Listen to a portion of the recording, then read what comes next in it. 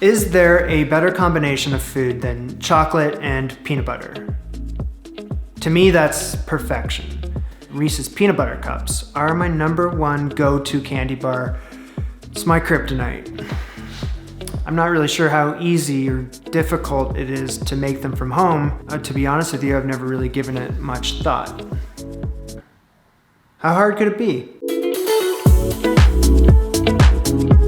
I think it's pretty obvious that I don't make up my own recipes for these videos. Us anti-chefs, we have to follow for now.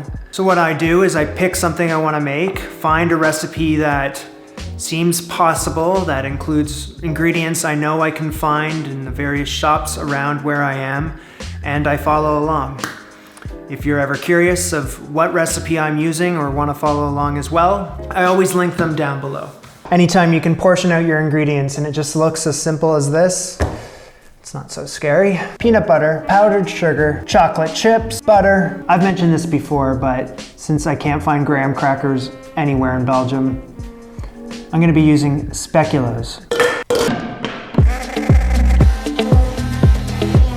Specula crumbs. Add them to a bowl with your powdered sugar. You wanna mix this all together, and I'm gonna sift out those larger specula chunks that I don't want in my filling. No good. Next up, butter, peanut butter. I'm gonna throw this into the microwave until it's all melted together. Okay, and a minute later, butter, peanut butter soup. Pour the butter, peanut butter into your specula powdered sugar mixture. And let's mix that until it's all well combined. We'll set this aside.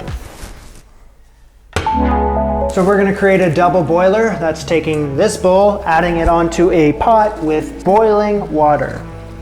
Add our chocolate chips, butter. We're gonna do this until all the chocolate is nicely melted. I picked up these cupcake wrappers. It's as close as I could get to an actual like Reese's peanut butter cup wrapper. It looks like it's a bit bigger than the real ones, but if they're bigger, then that's probably a good thing. Put the wrappers into a muffin tray.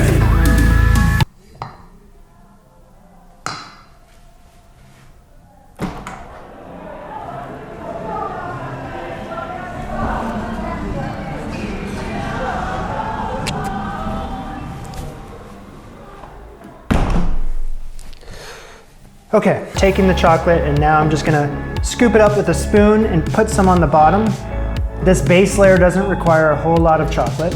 Using the spoon to go up the edges, not with a very thick layer of chocolate, it's very thin. And if there is too much, I just take it out. Smack the pan against your surface so that the chocolate just kind of evens right out. I'm gonna put this in the fridge for 5 minutes. It just needs to chill out. This is after 5 minutes in the fridge. Scoop up some of the peanut butter filling, and you wanna make sure that you're not going above the painted chocolate wall that you created. And once you have that filling inside, you're gonna put some more chocolate on top.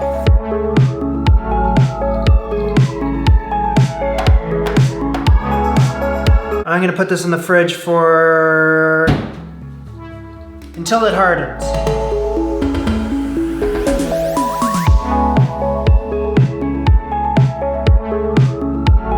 Surrender my gun and my badge.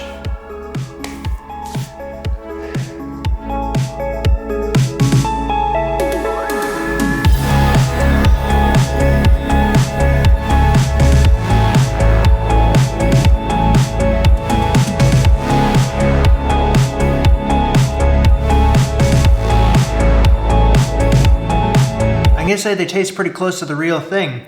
Maybe the chocolate's a bit too thick, but they still taste pretty close. Once you got them at room temperature, they start to melt pretty quickly. Ooh. This means you have to eat them quicker.